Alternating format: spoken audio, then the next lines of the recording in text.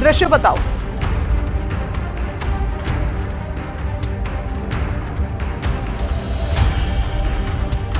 શાળા ક્ષેત્રનું દ્રશ્ય બતાવીશ, કારણ કે સવારે 7 વાગે મતદાન જે થવાનું છે તેની પહેલાંની આપ જોઈશો તૈયારીઓ બતાવી રહ્યો છું કે આખરી વખત તૈયારીઓ જે છે આપવામાં આવી રહ્યું છે। અને ખાસ કરીને જે અમુક મતદારો હોય છે અને ખાસ કરીને જ્યારે ગરમીની વાત થતી હોય ત્યારે તેની પહેલાં વાત કરું કે સવારના વહેલી સવારે તમામ લોકો મતદાન કરે તે પ્રકારની વાત જોઈ શકો છો કે સિનિયર સિટીઝનો હોય કે અન્ય લોકો છે 4 થી 5 મતદારો છે તે મતદાન કરવા માટે અહીં પહોંચ્યા પણ છે। દ્રશ્યોમાં પણ જોવા મળી રહ્યું છે કે કઈ રીતે જે લોકો છે પોતાના મતાધિકારનો ઉપયોગ કરવાનો વહેલી સવારથી જ લાઈનોમાં પણ જોવા મળી રહ્યા છે। એટલે એ માની શકાય કે અલગ અલગ 4 થી 5 લોકો આજે વહેલી સવારે જે કહી શકાય કે 7 વાગે મતદાન શરૂ થઈને પહેલાં લોકો અહીં પહોંચશે। આ દ્રશ્યો હું આપને બતાવી રહ્યો છું। જોઈ શકાય છે કે સિલજની આ પ્રાથમિક શાળા છે તેની અંદર આ જે 5 લોકો છે હાલ અહીં પહોંચ્યા છે। મુખ્યત્વે આ જે સિલજ ગામ છે તે ગાંધીનગર લોકસભા જે વિસ્તાર છે તેમાં આવતું આ લોકસભા છે। આ દ્રશ્યો જોઈ શકાય છે કે કઈ રીતે આખી જે વ્યવસ્થાઓ છે તેને આખરી ઓપ છે તે તંત્ર છે આપી રહ્યું છે। બિલકુલ, તો ગોતાથી દીપિકા પણ આપણી સાથે જોડાયા છે અને દીપિકા પાસે જઈએ। જી દીપિકા, સેન્ટર પર કોઈ પહોંચ્યું છે? 7 વાગ્યાથી મતદાન શરૂ થવાનું છે। बिल्कुल 7 વાગ્યાથી મતદાન શરૂ થવાનું છે અને મારી પાછળ આપ જોઈ રહ્યા છો અત્યારથી જ લોકો છે ગોતા વિસ્તારના લોકો કે જેઓ ખાસ કરીને મતદાન આપવા માટે પોતાની સાથે આઈ કાર્ડ લઈને આવ્યા છે, વોટર આઈડી લઈને આવ્યા છે અને સાથે ચિઠ્ઠી લઈને આવ્યા છે। તો ખાસ કરીને જે લોકોમાં ઉત્સાહ જોવા મળી રહ્યા છે, આ તરફ આપ જોઈ રહ્યા છો મહિલાઓ પણ છે, તેઓ ખાસ કરીને સેન્ટર બહાર ઊભી છે। બીજી તરફની રો હું આપને બતાવી દઉં તો અહીંયા પણ લોકો પહોંચી ચૂક્યા છે, મહિલાઓ પણ મોટી સંખ્યામાં જોવા મળી રહી છે અને સવારથી જ લોકોમાં એક પ્રકારનો ઉત્સાહ છે તે બિલકુલથી અહીં જોવા મળી રહ્યો છે। મહિલાઓને પણ પૂછવાનો પ્રયત્ન કરીશું। બેન, મોર્નિંગ વોક કરવા નીકળ્યા હતા અને મતદાન આપવા આવ્યા છે, એવું છે? સ્પેશિયલ વોટિંગ કરવા આવે છે। અરે વાહ! ક્યાં ગોતામાં ક્યાં રહો છો? સુકન ગોલ્ડમાં। તમે શું કહેશો, મતદાન કરવું કેટલું જરૂરી? લોકોને પણ આપ અપીલ કરો, કારણ કે સવારથી વહેલા સૌથી પહેલા તમે આવ્યા છો। અમે પહેલા જ વોટિંગ કરવા આવી ગયા। ના, પહેલા જ આવ્યા। હા, એટલી ઇમ્પોર્ટન્ટ છે। બિલકુલ બિલકુલ। બેન, શું કહેશો? રાત્રે જ વિચાર કર્યો તો સવારે વહેલા આપણો ફર્સ્ટ નંબર હોવો જોઈએ, એટલે આજે ફર્સ્ટ નંબર છે જ મારો, એટલે એટલો મહત્વનો છે મારી માટે વોટ। સૌથી પહેલા આ બેન છે તે મતદાન કરવા ગોતા વિસ્તારમાં અહીં મુક્ત પુષ્પાંજલિ શાળામાં હું છું, જ્યાં જશે। આપ જોઈ રહ્યા છો કે તમામ પ્રકારની તૈયારીઓ છે તે પણ કરી દેવામાં આવી છે।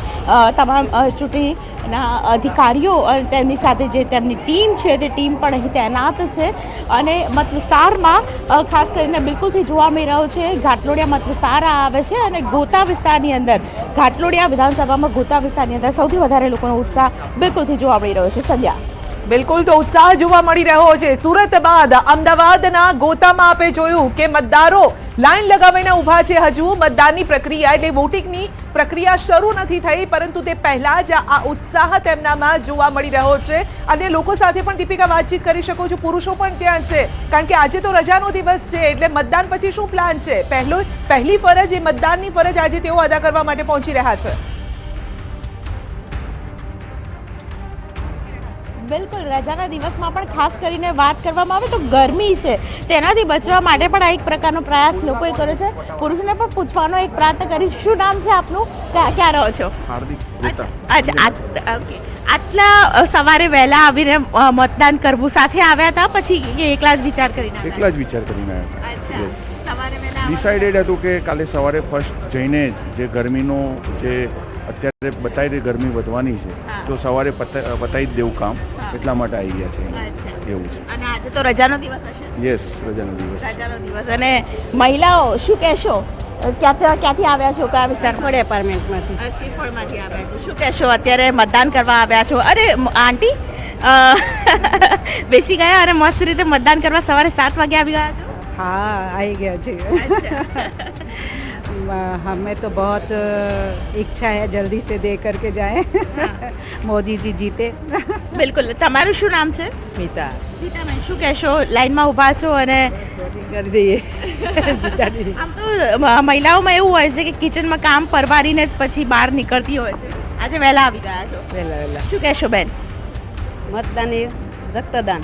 આપવું જરૂરી છે. બિલકુલ સદે ખૂબ જ સરસ મેસેજ આપ્યો એમણે. મતદાન એટલે રક્તદાન અને આપવું જરૂરી છે, એટલે આ પ્રકારનો એક મેસેજ છે તે લોકો સુધી પહોંચે તે પણ ખાસ કરીને ન્યૂઝ 18 ગુજરાતીનો બિલકુલ, તો આ પ્રયાસ છે છે. જાગૃત અને અમદાવાદીઓ. આપ જોઈ સવારથી જ શકો લોકો છો હજુ તો ગોતા મતદાન શરૂ નથી થયું. વિસ્તારના આ તે પહેલા જાગૃત અમદાવાદીઓ જે સવારથી જ લાઈન લગાવીને ઊભા છે.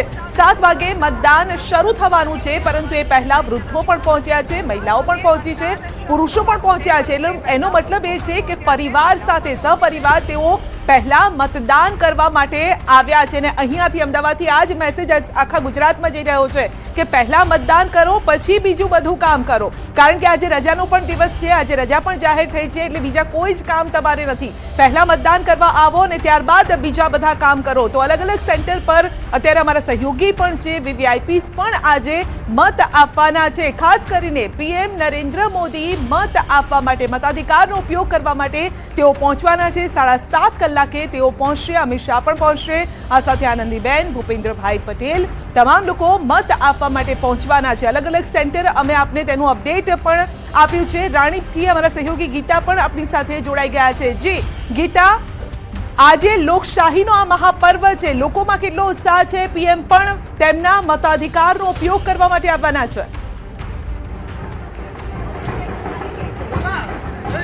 જી બરોબર, 7 કલાકે પીએમ નરેન્દ્ર મોદી રાજભવનથી રાણીપ ખાતેની નિશાન સ્કૂલમાં ખાતે રવાના થશે.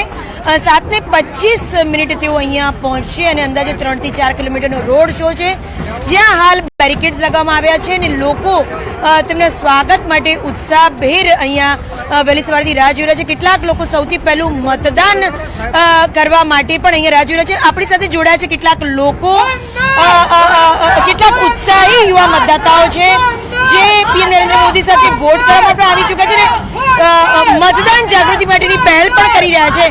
આ યુવાઓ સાથે આપણે સીધી વાત કરીશું. સંધ્યા જી, કहाँ से आए हैं आप? मैं अहमदाबाद गुजरात का हूँ. मैं अहमदाबाद गुजरात से हूँ.